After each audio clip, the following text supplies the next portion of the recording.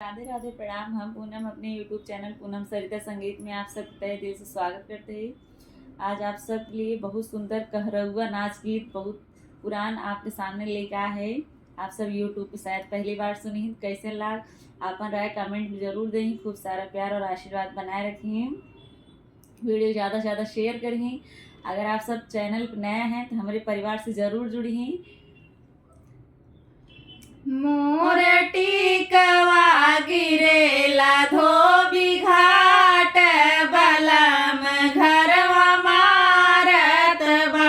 मोर टिकवा गिरेला धोबी घाट बलम घरवा मारत बा।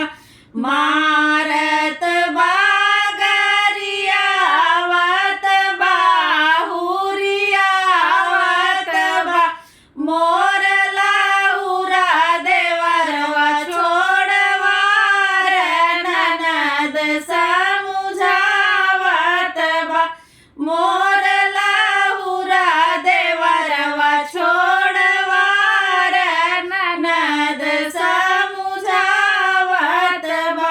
मोर नाथिया गिरेला धोबी घाट बलम घरवा मारत बा। मोर नाथिया गिरेला धोबी घाट बलम घरवा मारत बा। मारत बा गरियावत बा हुरियावत बा।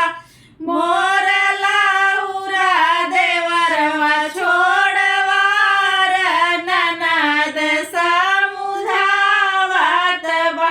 मोर लाहुरा देवरवा छोड़वार ननद समुझावत बा। मोर झुमका गिरेला धोबी घाट बलम घरवा मारत बा। मोर झुमका गिरेला धोबी घाट बलम घरवा मारत बा। मारत बा गरियावत बा हुरियावत बा। मोर लाहुरा देवरवा छोड़वार ननद समुझावत बा।